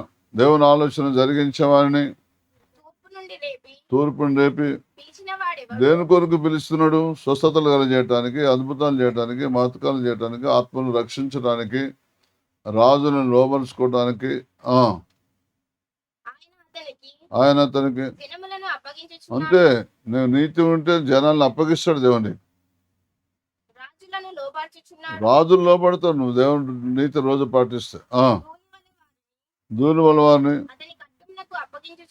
ఖడ్గం అంటే నేను నోటి మాటకు అనమాట. ఖడ్గం అంటే దేవుని వాక్యం, నీ నోట్ల నుంచి వచ్చే దేవుని వాక్యానికి అప్పగించేస్తాడు. ఎగిరిపోవు పొట్టువలే తన వెంటికి అంటే ఆలోచనలకు. వెళ్ళంటే ఆలోచనలకు అప్పగిస్తాడు. నీకు ఒక ఆలోచన వచ్చింది అనుకో, వాళ్ళ ఇంటి పైన వాళ్ళు రక్షించబడతారు, లేదా స్వస్థత పొందుతారు, లేదా ఆదరించబడతారు, ఓదార్చబడతారు, బలపరచబడతారు అని అర్థం. అతడు వారిని తరుముచున్నాడు. చూడండి, దేవునికి లోబడిన అపాదన వాడు మీ ఎదురండి పారిపోతాడని రాసింది. తరమటం. మనం దేవునికి లోబడితే సేవ చేస్తే దయ్యం పారిపోతుంది. తెలుసా? ఇప్పుడు కనుక ఇప్పుడు ఇక్కడ చూసినా, నిన్న ఒక బుజ్జను పట్టుకొని 10 మంది వచ్చాను చొప్పదాని చర్చికి, అన్నజనులు. వచ్చేటప్పుడు గూడంతా లాగుతున్నదట, కాలంతా 2 కాళ్ళు లాగుతున్నాయట. ఇంటికాడైతే ఫరాక్ చేసి ఇంటి వాళ్ళందరినీ ఆగమాగం చేసిందట. మొత్తానికి వచ్చింది. రాత్రి 11 గంటలకు 11:30 అట్లా వచ్చాను. నేను ఆమెకు ఎన్ని మాటలు చెప్పాలో అన్ని మాటలు చెప్పాను. అంతే, ప్రార్థన చేశాను. బుజ్జి చేయి గుంజుతుందా? గుంజట్లేదు. కాళ్ళు లాగుతున్నాయని లాగట్లేదు అన్నది. అంతే, కథం. వింటున్నారా? విమల నేను ఆమెకు నీకు ఎక్కడ కాలు పట్టుకోలేదు, ఏలు పట్టుకోలేదు, చేయి పట్టుకోలేదు, గూడ పట్టుకోలేదు. వాక్యము వెల్లడగుడతోడనే వెలుగు కలుగునని రాశాను. చెప్పండి, వాక్యం వెల్లడగుడతోడనే వాడు పారిపోతాడు సైతాన్. చీకటి ఇప్పుడు వెళ్తూ రాగానే చీకటి పారిపోతుందా? చిన్నగా పోతుందా? చెప్పండి, చిన్నగా పోతుందా? తక్కువని మాయమైపోతుందా? పారిపోతాడు. దొంగ పారిపోతాడు. మళ్ళీ ఇంకోటి, వెలుగుపోగానే చీకటి చిన్నగా వస్తుందా? ఎమ్మటే వస్తాడా? చిన్నగా వస్తాడు. ఇప్పుడు లైట్లు బంద్ చేసిన చిన్నగా వస్తుందా చీకటి? ఎమ్మటే వస్తుంది. అంటే వాళ్ళిద్దరు రెడీగా ఉన్నారు అటెన్షన్గా. ఇటు పోగానే వాళ్ళు పోగానే. అట్లా నీ హృదయంలో కూడా అంతే. నువ్వు దేవుని నీతి పాటించబోతే ఇమీడియట్గా సైతాన్ వచ్చేస్తుంది. అదే నువ్వు మన దేవునికి లోబడితే ఇమీడియట్గా దయ్యం మారిపోతుంది. యాకోబు పత్రికలో 4వ అధ్యాయం రాసి ఉంటుంది. ఏమనంటే, మీరు దేవునికి లోబడండి, అపవాదుని ఎదిరించండి, అప్పుడు వాడు మీ ఎదురు నుండి పారిపోవునని రాస్తున్నది. హల్లెలూయా. కనుక దేవుని వాక్యం మీరు వినగానే లోబడండి. బెతస్దా అనే కోనేటిలో ఒక నియమన్నది. ఆదాయ సమయానికి దేవదూత ఇచ్చే నీళ్ళు కదిలిస్తుంది. ఎవరు ముందు ముట్టుకుంటే వాళ్ళకి ఎమ్మటే స్వస్థత. అవునా? ఇవాళ ముట్టుకుంటే రేపా? మీరు కూడా ఇప్పుడు మీకు అవసరమైన వాక్యం మేము చెప్పినప్పుడు దాన్ని ఎమ్మటే పాటిస్తే ఎమ్మటే మేలు అవుతుంది. 81 కీర్తనలో రాసి ఉంటుందమ్మా. అయ్యో ఇశ్రాయేలు నా మాట వినేలా ఎంత మేలు, నేను వేగిరమే వారి శత్రువును అనగదొక్కుదును. లేదా అయ్యో ప్రజలు అయ్యో నా ప్రజలు నా మాట వినిన ఎడల నా మాట వినిన ఎడల, ఇశ్రాయేలు ఇశ్రాయేలు నా మార్గములను అనుసరించిన ఎడల నా మార్గమును అనుసరించేలా ఎంత మేలు. ఎంత మేలు. అప్పుడు నేను వేగిరమే అప్పుడు నేను వేగిరమే అంటే చిన్నగానా ఇమ్మీడియట్గానా? అప్పుడు నేను వేగిరమే. వారి శత్రువులను అనగద్రొక్కుదును. మీకు శత్రువులు ఉన్నారు, అనగదొక్కాల. పోలీస్ స్టేషన్లో అప్లికేషన్ పెట్టాం, అనగదొక్కుతారా? అనగదొక్కుతారా? అనగదొక్కుతారా? అనగదొక్కరు. పైసలు ఇచ్చిననుకో వాళ్ళ జోలికే పోడు, తెలుసా? అవునా? నీకంటే ముందే వాళ్ళు పైసలు ఇస్తారు, తెలుసా? నువ్వు ఎమ్మెల్యే దగ్గర పోయాను, ఎందుకని కూడా అంటాడు, కానీ ఏమన్నా అనగదొక్కుతాడని. ఊళ్ళో పెద్ద మనుషులు పోయాను, పెద్ద మనుషులు పోతే ఒక చెరో 10,000 పెట్టండి అంటారు. అవునా? పెట్ట అంటాడు. మరి తప్పు నువ్వు అనగదొక్కుతాడా? అనగదొక్కడు. ఎందుకంటే ఆయన 10,000 ఇచ్చా, వీళ్ళు 10,000 ఇచ్చా. అట్లుంటుంది. కనుక మరి దేవుని మాట ఏంటే, అయ్యో ఇశ్రాయేలు నా మాట వినేలా ఎంత మేలు, నా మార్గములను అనుసరించిన నా ఎడల మార్గమును అనుసరించేలా ఎంత మేలు. ఎంత మేలు. అప్పుడు నేను వేగిరమే వారి అంటే శత్రువులను మనం దేవుని మార్గాలు అనుసరిస్తేనే మన శత్రువులను దేవుడు అనగదొక్కుతాడు. అప్పుడు నేను వేగరమే వారి శత్రువులను అనగదొక్కుదును. వారి విరోధులను కొట్టుదును. చూసానా, మనకు విరోధం అంటే కొడతాడు కూడా దేవుడు. ఇంత మంచి అలకటి పద్ధతి దేవుని దగ్గర ఉంటే, దేవుని మాట వినకుండా నాకు వాళ్ళు చేసిన మమ్మల్ని ఎవ్వరు అరవట్లేదు, ఏంది రాగాలన్నీ అని. నీకు చెవులకు వినబడ్డ వాక్యానికి ఎమ్మటే లోబడు. నువ్వు ఏ వాక్యానికి లోబడితే సైతాన్ని బారిపోతుందో మేము నేర్పుతున్నాం, నేర్చుకో. మా అత్త వరవట్లేదు, మా ఆడబిడ్డ వరవట్లేదు, మేము బతికి వేస్ట్. మా ఆయన అర్థం చేసుకోడు అసలే నన్ను, మా అమ్మ మాట ఏంటాడు. ఏమన్నా తలకాయ ఉన్న మాటలేనా? అరే నువ్వు దేవునికి ఇష్టంగా అన్నాడు, అందరిని అనగదొక్కుతాడంటే నమ్మని నమ్మరు. వింటున్నారా? ఏనండి, ఏంటి మరి పాటించరా? పాటిస్తారు. మీకు మేలా నాకు మేలా? నీకే మేలా? లేయలియా, నీకే మేలా? లేయలియా, నీకే మేలైతే మరి ఎందుకు మరి అశ్రద్ధ చేస్తున్నావు? అశ్రద్ధ చేయకండి, జాగ్రత్తగా వినండి, అశ్రద్ధ చేయకండి. అయ్యో ఇశ్రాయేలు నా మాట వినేలా. ఇశ్రాయేల్ అంటే ఏంది? దేవునితో పోరాడుతున్నారు. మాట వినరు కానీ పోరాడతారు. మాట వింటే శ్రేష్టమా, పోరాటం శ్రేష్టమా? కొంతమంది అయితే ఏం ప్రార్థన ఏం మేలు ఉండవు, ఏముండవు. వాళ్ళ ప్రార్థన బాగా చేస్తారు, ఏం మేలు ఉండదు. కారణం ఏంటంటే దేవుని మాట వినరు, దేవుని మార్గాలు అనుసరించరు. దేవుని మార్గాలు అనుసరించాలంటే మళ్ళీ ఎవరిని ఓరవరు. పెద్ద ప్రార్థన మళ్ళీ వాళ్ళని ఓరవరు, వీళ్ళని ఓరవరు. చెప్పినా మేము అసలు మేము చెప్పిన బోధం అసలే పాటించారు. మళ్ళీ పైనుంచి అయ్యగారు మా దగ్గర రావా, నెలకోసారి రావా, 2 నెలలకోసారి, భలే ఉన్నది. నేను ఇప్పుడు మహబాద్ పక్క 3 నెలలు అయింది. పక్కన మొట్టమొదటి సేవ చేసిన ఊరు ఉన్నది, ధూళికట్ట. 7 సంవత్సరాలు పోలే ఆ ఊరికి, తెలుసా? నేను 7 సంవత్సరాలు.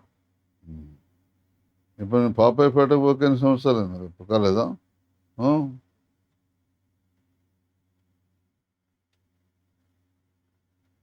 వింటున్నారా? మీకు బాధలు భావనలో ఉండాలి, ఇవన్నీ ఎందుకు, కథలు ఎందుకని చెప్పరాదండి. పోవాలయ్య గారు పోవాలనే కదా మేము వచ్చింది అంటారు ఏమనంటే. 127వ కీర్తన 2వ వచనం, మీరు వేకువనే లేచి చాలా రాత్రి అయిన తర్వాత పండుకొంచు కష్టార్జితమైన ఆహారం తినచునుట. మీరు వేకువనే తెల్లారుదానం లేస్తారట. మళ్ళా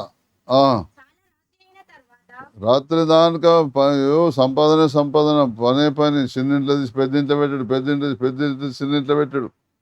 ఒక నెల సోఫా ఇట్టేసాడు, ఒక నెల మంచం ఇట్టేసాడు.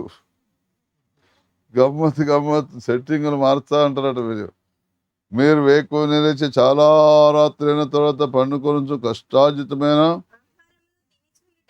కొంతమంది 12 లోపు ఎన్నడూ పండుకోరట. అసలు 12 లోపు నిద్రే రాదట. 12 ఇక కొంతమంది అయితే ఇక ఈ సెల్ ఫోన్లో వచ్చిన కాంచి 1, 2, 3 కూడా అవుతుంది. అప్పుడు కొద్దిగా ఆవరించి పండాలని చూస్తాడు, కానీ మళ్ళీ ఫోన్ చూడాలని అనిపిస్తూ ఉంటుంది. మళ్ళీ పండినా కూడా దేంట్లో ఉన్నదో ముందు బాధలు పోవాలమ్మ తల్లి. హల్లెలూయా.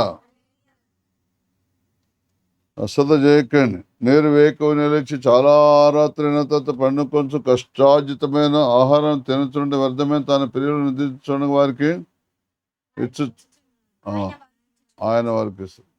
ఇగో దేవునికి ఇష్టంగా ఉంటుంది నేర్చుకోండి. భర్తకు కాదు, భార్యకు కాదు, తల్లిదండ్రులకు కాదు, అన్నదమ్ములకు కాదు, అక్కజనులకు కాదు, ప్రభుత్వానికి కాదు, అధికారులకు కాదు, అధిపతులకు కాదు. చెడ్డకు మెషకాబెద్దలు ప్రభుత్వానికి ఇష్టంగా నడుచుకున్నారా, వ్యతిరేకంగా నడుచుకున్నారా? మరి దేవుడు తోడున్నాడా లేడా? మరి దానియాలు దేవునికి ఇష్టంగా నడుచుకున్నా, రాజుగారికి ఇష్టంగా నడుచుకున్నా, ప్రభుత్వానికి మరి దేవుడు తోడలేడా? వాళ్ళు చేసే ప్రయత్నం చేసింది, ఫెయిల్ అయినా కాలేదా? మరి దేవునికి ఇష్టంగా నడుచుకునే మనుషుల ఆలోచనలన్నీ ఫెయిల్ అయిపోతాయి, రాజుల ఆలోచనలు కూడా ఫెయిల్ అయిపోతాయి, చక్రవర్తుల ఆలోచన కూడా ఫెయిల్ అయిపోతాయి. తెలుసా? ఇంకెప్పుడు నేర్చుకుంటారు ఎంత చెప్పినా కూడా? హల్లెలూయా. అట్లా చేయకండి. తెలుసో తెలియకో నడుచుకున్నది కానీ పనిషత్తు నడుచుకోకండి. దేవుడు నీకు ఎంత అధికారం ఇచ్చిందో తెలుసా? చూడండి, లూకాసు వార్త 10వ అధ్యాయం 19వ వచనం. ఇదిగో పాములను తేళ్లను తొక్కుటకును శత్రువు బలమంతటి మీద మీకు అధికారం అనుగ్రహించున్నాను, ఏది మీకు ఎంత మాత్రమును హాని చేయదు. చెప్పండి, ఏది మీకు ఎంత మాత్రమును హాని. దావీదు భక్తుడు ఏమంటారు తెలుసా? 10,000 మంది దండెత్తి నా మీదకి వచ్చి మోహరించిన వ్యాపారానికి భయపడను అంటాడు. ఎందుకు ఆ మాట అనగలుగుతున్నాడు ఆయన అంటే, అదే ఇప్పుడు చదివిన వాక్యం. దేవుడు మనకు తోడుంటాడు, దేవుడు మనకు సహాయం చేస్తాడు. వింటున్నారా? ఇదిగో పాములను తేళ్లను తొక్కుటకు శత్రువు బలవంతటి మీదను మీకు అధికారం అనుగ్రహించినాను, ఏది మీకు ఎంత మాత్రమను హాని చేయదు. ఆయన చిన్నప్పటి నుంచే నేర్చుకున్నాడు. ఎలుగుబంటిని చంపేసాడు. వింటున్నారా? గోధుమ సింహాన్ని చంపేసాడు, గోలియాతుని చంపేసాడు.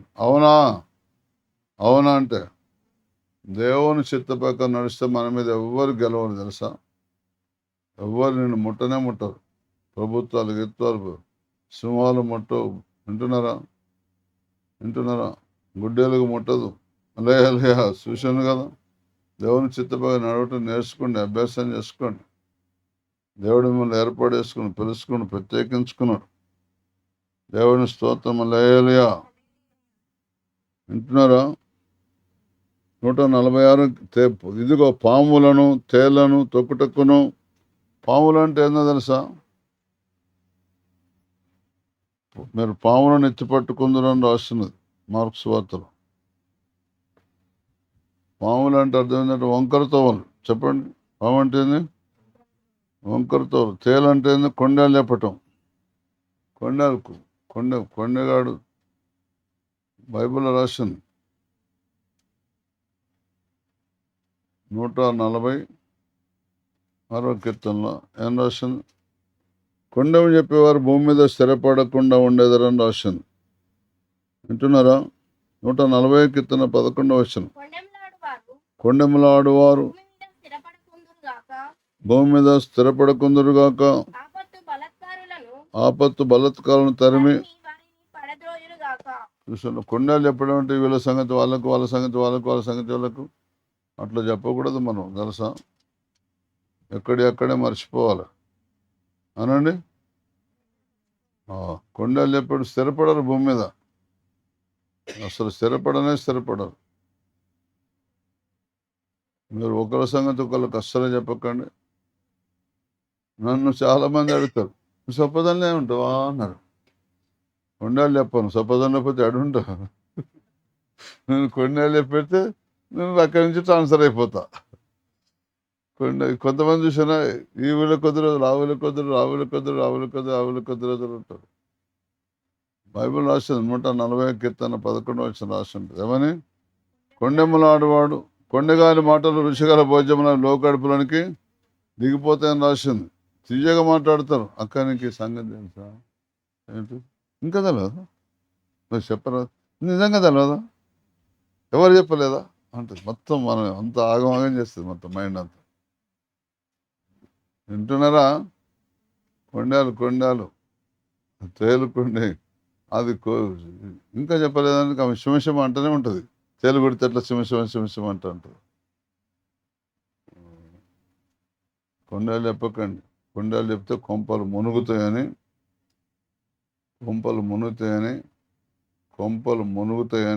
ఇర్మియా గ్రంథం 9:4 చెప్తుంది.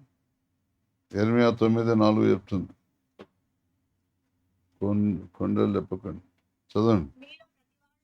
మీలో ప్రతి వాడును తన పొరుగువాని విషయాన్ని జాగ్రత్తగా ఉండవలను. ఏ సహోదరునైనను నమ్మకుడి. నిజముగా ప్రతి సహోదరుడు తంత్రగొట్టై కొంపలు మరిపోతాట. చెప్పుడు మాటలు అంటే వింటున్నారా? చెప్పుడు మాటలు అంటే నేనైతే అసలు ఇప్పటివరకు ఎవ్వరు చెప్పిన మాటలు లేను. మా ఊర్లో నేను విన్నా చెప్పుడు మాటలు అంటే వెంబట చూపించాను. ఆ రాత్రి కళ్ళలో చూపించాను. ఇంటికి పోతే ఊర్లో వాళ్ళు చెప్పే వీళ్ళు గిట్ల అంటే ఆహా అన్నా అంత. ఆ రాత్రి కొండాలు వింటాను జాగ్రత్త అన్నాడు. అట్లయితే వద్దు మనం అని వెంబటే మళ్ళా పనిచేస్తాం. లేయా మీకు ఎప్పుడన్నా పెగ్గు వేసినట్టు, మీకు ఎప్పుడన్నా కళ్ళు తాగినట్టు, మీకు ఎప్పుడన్నా ఈతకళ్ళు తాగినట్టు, తెల్లగళ్ళు తాగినట్టు ఏదన్నా ఎప్పుడన్నా కళ్ళు వస్తుందా? ఎప్పుడైనా ఎవరికన్నా ఏదన్నా చెప్పితే ఏమవుతుంది? కళ్ళు వచ్చిందా అంటే నిజంగా తాగుతున్నా అని అడిగినా. నేనేమన్నా కళ్ళు వచ్చిందా అని అడిగితే కూడా చెప్పడానికి చెప్పితే ఏం కోసరం, చెప్పకపోతే ఏం కోసరం. చెప్పితే ఏం చెప్తాడో, ఇప్పుడు చెప్పకపోతే ఏం చెప్తాడో మీ ఇష్టం. నాకైతే దేవుడిని బయలుపరిచిన నాకు వచ్చిన అనుమానాలన్నీ వాక్యం అన్నీ నాకు అనుభవం ఉన్నది. చెప్పకపోతే పోండి, మరి మీరే పోండి. చెప్పితే మీకే తెలివి వస్తుంది. చెప్పకండి అసలే చెప్పకండి. చెప్తే కానీ అయ్యగారు నేను రూమ్లోకి వచ్చి అయిపోయాక చెప్తా అట్లా కూడా ఉంటారు. లేకపోతే ఫోన్ నెంబర్ ఇవ్వ, అయ్యగారు ఫోన్ నెంబర్ ఇవ్వ. ఎందుకు మనం 3 రోజుల నుంచి ఒకటే తాగుతున్నాం. ఇది ఎట్లుంటుంది కథ? మీ ఇష్టం. ఇప్పుడు మంచి మౌక దొరికింది. చెప్తే ఇప్పుడే చెప్తా, అందరికీ తెలివి వస్తుంది. చెప్పకపోతే మీ ఇష్టం. ఇదిగో పాములను తేళ్లను తొక్కుటక్కును చూసినా. పాములను తోలను తొక్కి పారేస్తారు మీరు తెలుసా? మళ్ళీ అది నిన్ను ఏం చేయదు. 16-20 రోమపత్రికలు లేదా? శీఘ్రముగా మీ పాదముల కింద సాతాను చితక దొక్కించడం లేదా? మరి 16-20 సమాధానం అంటే మీకు సమాధానం వచ్చేస్తుంది. పాములను దొక్కుతున్నామంటే సమాధానం వస్తుంది. తేళ్లను దొక్కుతున్నట్టు సమాధానం వస్తుంది. శత్రువు బలవంతుడు మీకు అధికారం అనుగ్రహిస్తానంటే శత్రువు ఓడిపోతాడు మీ చేతిలో. ఏది మీకు ఎంత మాత్రం హాని చేయదు. మీరు భయపడుతున్నారు.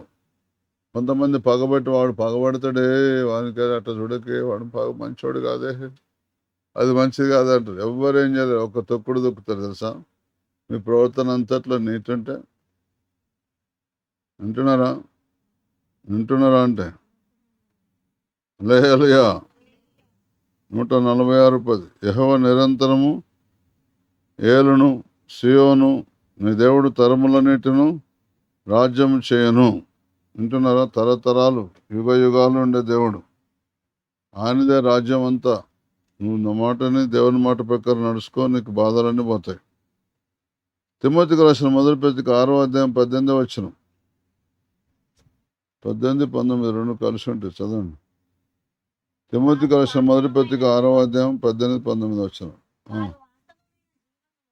వారు వాస్తవమైన జీవమును సంపాదించుకునే నిమిత్తము రాబో కాలమునకు మంచి పునాది తమ కొరకు వేసుకొనుచు మేలు చేయవారును, సత్క్రియలను ధనము గలవారును, ఔదార్యము గలవారును, తమ ధనములో ఇతరులకు పాలిచ్చువారిని ఉండవలని వారికి ఆజ్ఞాపించు.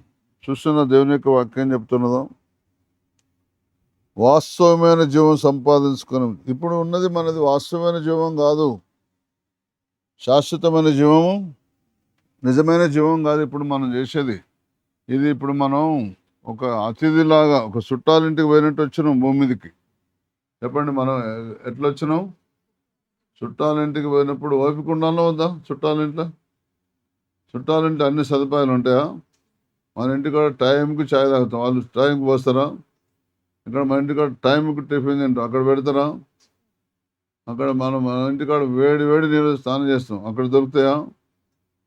కొందరు సన్నీళ్ళు చేయాలి. నేనైతే ఒక అడిపోయినా చలికాలం పోతే నన్ను దేకనం లేరు.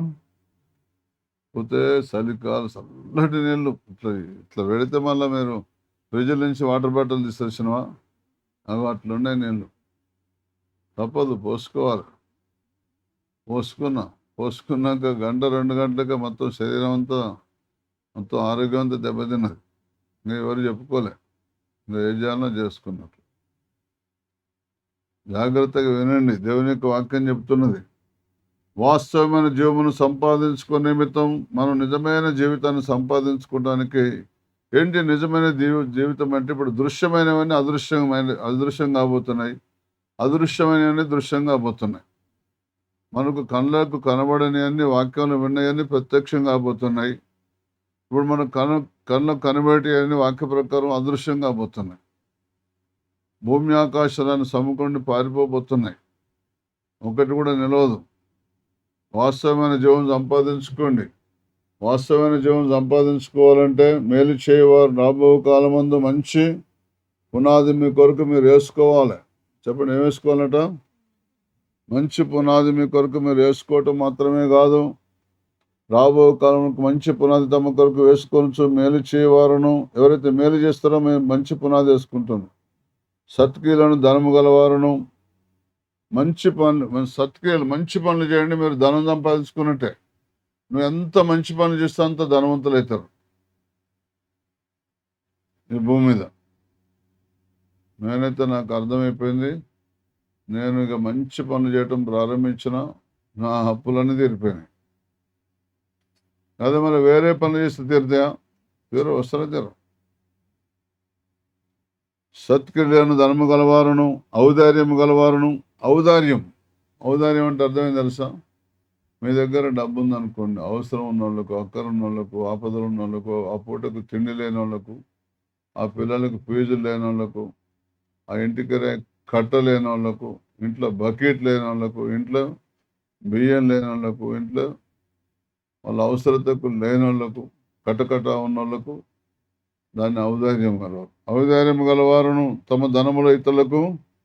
ఇంకా మీకు అర్థం కాకపోతే ఇంకా వివరంగా కూడా చెప్తున్నాను. తమ ధనముల ఇతరులకు పాలించువారిని ఉండవలని వారికి ఆజ్ఞాపించమంటున్నాడు. ఆజ్ఞాది తెలుసా? కొంతమంది సస్త అంటే కళ్ళలో ఎలిపెట్టి చూస్తారు తెలుసా? వాళ్ళ ఇంట్లో ఏమి 2,000 కనంగానే ఎంబటి ఆయన బయటకు వస్తారు. ఉంటే ఇవ్వబడుతుందని. మళ్ళీ ఆ ఇంట్లో ఉండరంటవా? అసలే ఉండరు. అట్లా రావద్దు, అట్లా చేయొద్దు. మంచి పనులు చేయాలని వద్దా? చేయాలి. ఒక మంచి పని చేయాలని తెలిసేయకపోవడం కూడా పాపమే అనండి. ఒక మంచి పని చేయాలని తెలిసేయకపోవడం కూడా. ప్రార్థన చేసుకుందాం. వాస్తవమైన జీవాన్ని సంపాదించుకునే నిమిత్తం రాబో కాలానికి మంచి పునాది తమ కొరకు వేసుకొని మేలు చేయవారును, సత్క్రియలను ధనము గలవారును, ఔదార్యం గలవారును, తమ ధనముల ఇతరులకు పాలించువారిని ఉండవని వారికి ఆజ్ఞ. ఇది ప్రార్థన. ఒప్పుకుందాం, చెప్పుకుందాం. ఇశ్రాయేలు దేవుడును సైన్యములకు అధిపతి యెహోవా ఇలాగ సెలవిచ్చుచున్నాడు. చెరలోను నేను వారిని తిరిగి రప్పించిన తర్వాత, చూసిండా, మీరున్న చెరలో నుంచి, బాధల నుంచి, కష్టాల నుంచి దేవుడు బయటకు తీసుకొచ్చిన తర్వాత దేవుడు మిమ్మల్ని ఎలా వాడుకోవాలని కోరుకుంటుండో, యూదా దేశంలోని దాని పట్టణంలో జనుల నీతి క్షేత్రమా, విపరించి నీతి పాటిస్తే నీతి క్షేత్రమా అనిపించుకుంటావు. ప్రతిష్ఠిత పర్వతమా, నీతి పాటించడానికే నువ్వు ప్రతిష్ఠించుకుంటే ప్రతిష్ఠిత పర్వతం అంటే నేను స్థిరపరుస్తాడు దేవుడు. నువ్వు ప్రతిష్ఠించుకుంటే దేవుడు నేను స్థిరపరచబోతున్నాడు. నేనైతే యేసుదేవుని నమ్మకం ముందు 8 చోట్ల చదువుకోవటాలు 8 చోట్ల అయింది, బతుకు తెరువులో స్థిరపడటానికి 8 చోట్ల అయింది. ఆ 8 స్థలాలు కూడా నన్ను స్థిరపరచలేదు. ఎక్కడ కూడా నేను స్థిరంగా లేను. ఎప్పుడైతే దేవుణ్ణి నమ్మి మంచి పనులు చేయటం నేర్చుకున్నానో, ఒకటే స్థలం, కరీంనగర్ జిల్లానే ఒకటే స్థలం. నేను మొట్టమొదటి సేవ చేసిన ఊరు. అక్కడి నుంచి వెళ్ళి చొప్పదండి బొమ్మన్నాడు. దేవుడు కనుక ఆ పశువుల పాకలో నుంచి నజరేతుకు బొమ్మన్నట్టుగా నేను తర్వాత అక్కడి నుంచి చొప్పదండికి వచ్చేసాను. చొప్పదండికి వచ్చి కూడా నేను 36 సంవత్సరాలు, ఇప్పుడు 35 సంవత్సరాలు అంతే. నేను చొప్పదండి వచ్చి 30 సంవత్సరాలు దాటిపోయింది. ఇప్పుడు నిన్ను కూడా దేవుడు ఎక్కడ స్థిరపరచాలనుకుంటుండో, నిన్ను నువ్వు ప్రతిష్ఠించుకుంటే, నువ్వు నీతి క్షేత్రంలాగా పేరు తెచ్చుకుంటే, నువ్వు ప్రతిష్ఠించుకుంటే దేవుని స్థిరపరచబోతున్నాడు. దేవుని పని కొరకు నువ్వు ప్రతిష్ఠించుకుంటే దేవుని స్థిరపరచబోతున్నాడు. అప్పుడు ఈ మాట నీ గురించి నోరార బలుకుతారు. నీతి క్షేత్రమా, ప్రతిష్ఠిత పర్వతమా, యెహోవా నిన్ను ఆశీర్వదించునుగాక అను మాట ఇకను వాడుకొందరు. నీతి క్షేత్రమా, ప్రతిష్ఠిత పర్వతమా, యెహోవా నిన్ను ఆశీర్వదించునుగాక, యెహోవా నిన్ను ఆశీర్వదించునుగాక అనే మాట నీ విషయంలో వాడుకలోకి వస్తుంది. జనములు చెడ్డవి కనుక మీరు సమయం కనుక సద్వినియోగం చేసుకుని, అజ్ఞానంగా జ్ఞానం నడుచుకొని జాగ్రత్తగా చూసుకోండి. మీ ప్రవర్తన అంతట్లో నీతిని పాటించండి. మిమ్మల్ని బలంగా వాడుకోబోతున్నాడు దేవుడు. బలమైన సాధనాలుగా, పనిముట్లుగా వాడుకోబోతున్నాడు. రాజులు లోపరచబడిపోతున్నారు మీ ద్వారా. ఎగిరిపో పొట్టువలే వెంటికి వారిని అప్పగించబోతున్నాడు. ధూళిలాగా ఖడ్గానికి అప్పగించబోతున్నాడు. ఆయన అతనికి జనములను అప్పగిస్తున్నాడు. దేవుడు ప్రజలు మీకు అప్పగించబోతున్నాడు. మీ ప్రవర్తనలో నీతి ఉంటే జనాలను అప్పగించబోతున్నాడు. అతడు వారు తరుముతున్నాడు. ఇంతకుముందు వెలుగుతో సురక్షితంగా దాటిపోతున్నాడు. ఎవడు దీన్ని ఆలోచించి ఆదుని మానవచన పెంచుకుని యెహోవాకు నేనే మొదటి వాడిని కడపట్టి వాడుతూ ఉండేవాడను. మీరు వేకువని వచ్చి చాలా రాత్రి తర్వాత బంధుకొచ్చు కష్టార్జితమైన ఆహారం తెచ్చి వర్తమంతాన్ని పెరిగి నిర్దించున్నాడు వాళ్ళకి ఇస్తున్నాడు. దేవునికి ప్రియంగా ఉంటాం నేర్చుకోండి. దేవుడు మీకు ఇవ్వబోతున్నాడు, ఆశీర్వాదం ఇవ్వబోతున్నాడు, దీవెనలు ఇవ్వబోతున్నాడు. ఇదిగో పాములను తేలను నొక్కడానికి శత్రువు బలవంతుల మీద మీకు అధికారం ఇవ్వబోతున్నాడు దేవుడు. అధికారం ఇవ్వబోతున్నాడు దేవుడు. ఏది మీకు ఎంత మాత్రం హాని చేయదు. యెహోవా నిరంతర మేలును. సియోను నీ దేవుడు తరములని రాజ్యం చేయను. నీ తర్వాత పిల్లలు తరాలు కూడా దేవుడే రాజ్యం చేయబోతున్నాడు. వారు వాస్తవమైన జీవనం సంపాదించుకునే నిమిత్తం రాబో కాలమునకు మంచి పునాది తమ కొరకు వేసుకోవాల్సి మేలు చేయవారను, సత్క్రియలను ధనము గలవారను, ఔదార్యము గలవారను, తమ ధనములో ఇతరులకు పాలించేవారని ఉండాలంటాడు. ఈ పద్ధతి పాటించండి. ఈ కోడికలో ఒకరు గత 3 నెలల నుండి సరి అయిన ప్రార్థన చేయక కుటుంబ సమస్యలతో బాధపడుతున్నారు. గత 3 నెలల సరి అయిన ప్రార్థన జీవితం లేదు. అంతకుముందు బాగానే ప్రార్థన చేసేవారు.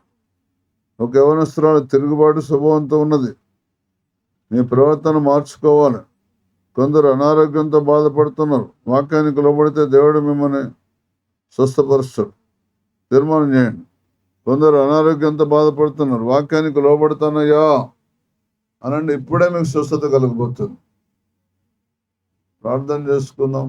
మన మధ్యలో మీరు ఎవరైనా ప్రేరేపించబడ్డవారు ప్రార్థన చేయండి.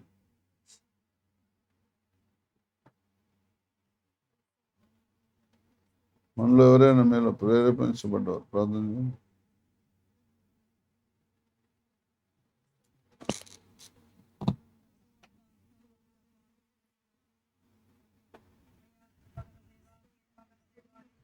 మైక్ ఇవ్వండి.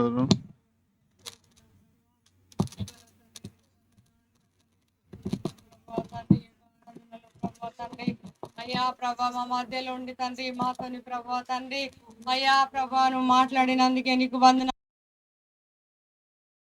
తండ్రి. ఇదిగో నా ప్రభా ఎస్సయ్యా నీకు వందనాలు ప్రభా. అయ్యా నీ దైవ దాసుడిలాగా ప్రభా తండ్రి అయ్యా ముఖాంతరంలోకి ప్రభా తండ్రి మా మధ్యలోకి వచ్చిన తండ్రి. ఇదిగో ప్రభా మాతోని మాట్లాడుతున్నందుకే నీకు వందనాలు ప్రభా. అను తండ్రి నీకు స్తోత్రములు ప్రభా.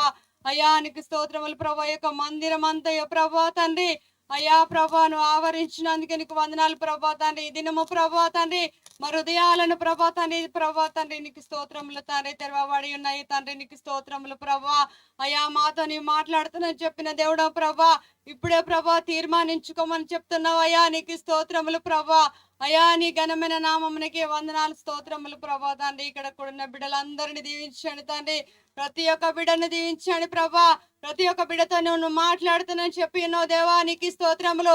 ఇప్పుడే తీర్మానించుకోమని చెప్పినావు ప్రభా. అయ్యా తండ్రి మా హృదయాలను తండ్రి మేము తీర్మానించుకోవడానికి ప్రభా నా తండ్రి ఈ క్షణమును ప్రభా తండ్రి మేము అడుగుచున్నాం తండ్రి, మాతో మాట్లాడండి ప్రభా, నీకు వందనాలు తండ్రి. అయ్యా నీకు స్తోత్రములు ప్రభా తండ్రి. ఎంత గొప్ప దేవుడవయ్యా, మా కోసం ప్రేమమయుడవయ్యా, నీకు స్తోత్రములు తండ్రి. అయ్యా మాతోని ప్రభా తండ్రి నువ్వు మాట్లాడే దేవుడవు ప్రభా. అయ్యా మాతోని మాట్లాడేవారు ఎవరు లేరయ్యా, నీకు స్తోత్రములు ప్రభా తండ్రి. నా అనుకునేవారు మాకు ఎవరు లేరయ్యా, నువ్వు మాట్లాడుతున్నాను చెప్పినావు దేవా తండ్రి. అయ్యా మేము ఇప్పుడే తీర్మానించుకుంటున్నాం ప్రభా తండ్రి, మా హృదయాల్లో కలవరపడనీయకుండా ప్రభా. అయ్యా నువ్వు పేరు పెట్టి పిలిచి ఉన్నావు తండ్రి, నువ్వు నా సొత్తు అని చెప్పి ఉన్నావు తండ్రి, నీకు స్తోత్రములు ప్రభా. నీకే వందనాలు స్తోత్రములు చెల్లించుకుంటున్నాను అయ్యా. ఈ యొక్క వాక్యం నా ప్రభా తండ్రి మా హృదయాలను కదిలించి ఉన్నాయి తండ్రి, నీకు స్తోత్రములు అయ్యా తండ్రి. నీ యొక్క ప్రభా తండ్రి పరిచర్య నిమిత్తము ప్రభా. అయ్యా తండ్రి ఆత్మీయ అయ్య గారు నా ప్రభా మా కోసం నా తండ్రి నువ్వు పంపి ఉన్నావు అయ్యా, నీకు స్తోత్రములు. మా మధ్యలోకి ప్రభా మాకు అంత అర్హత లేని వాళ్ళను ప్రభా తండ్రి అయ్యా అర్హతగా నిలబెడుతున్నందుకే నీకు వందనాలు ప్రభా. అయ్యా స్తోత్రములు ప్రభా. ఈ యొక్క ప్రభానికి స్తోత్రములు చెల్లించుకుంటున్నాము అయ్యా. ఇక్కడ కూడిన బిడ్డలను ప్రతి ఒక్క బిడ్డను తండ్రి ఆస్వాదించండి అయ్యా. 30 అంతలు 60 అంతలుగా ఆస్వాదించండి నా ప్రభా, 100 అంతలుగా ఫలింపచేయండి ప్రభా. ప్రతి ఒక్క బిడ్డను ప్రభా తండ్రి వాడుకో ప్రభా. పరిచర్య నిమిత్తము తండ్రి నా ప్రభా తండ్రి ప్రతి ఒక్క తండ్రి అనువుగా వాడుకుంటానని చెప్పి ఉన్నావు నా ప్రభా తండ్రి. కొత్త పరిచర్యలోనికి తీసుకొస్తానని చెప్పి ఉన్నావు తండ్రి, నీకు స్తోత్రములు ప్రభా. నీకే వందనాలు చెల్లించుకుంటున్నాం ప్రభా తండ్రి.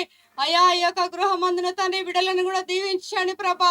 ఆ బిడ్డలు ప్రభా నీ పరిచర్య నిమిత్తము వాడబడుచుండగా తండ్రి అయ్యా ప్రభా బిడ్డలను తండ్రి అత్యధికంగా వాడుకోండి నా ప్రభా, నీకు వందనాలు తండ్రి. ఇంకా వారి పరిచర్య నిమిత్తం తండ్రి వాడబడేలాగా ఆస్వాదించండి తండ్రి. ప్రతి ఒక్క బిడ్డతో నువ్వు మాట్లాడి యొక్క తండ్రి అయ్యా ఈ ఆరాధన ప్రభా తండ్రి అంతం నుండి తండ్రి అయ్యా ముగింపు వరకు నా తండ్రి నీకు స్తోత్రములు ప్రభా. నీవే నాకు మాకు తోడుగా నీడగాను ఆశ్రయంగా ఉండమని నీ కాబ్దాలని దీవెనలు మా మీద కుమరించమని నీకే స్తుతి ఘనత మహిమ ప్రభావాన్ని చెల్లించుకుంటున్నా తండ్రి, ఆమేన్. కానుకలు పడతారా పడతారా పడతారా పడతారా పడతారా పడతారా